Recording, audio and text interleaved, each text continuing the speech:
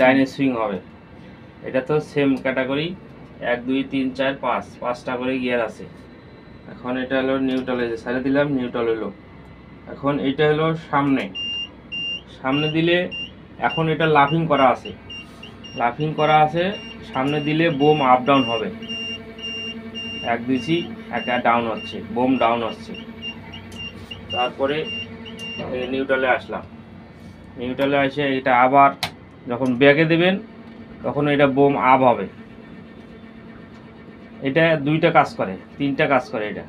এখন বোম করতেছে, একসাথে সুইংও কাজ করতেছে।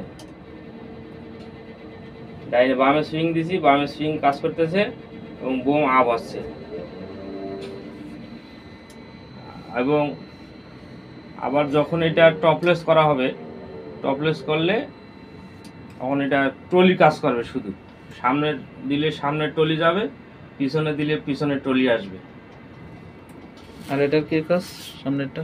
এটা না না এটা এটা হলো ব্রেক, এটা হলো ব্রেক, এটা সুইং ব্রেক করা রাখা। এক চাপ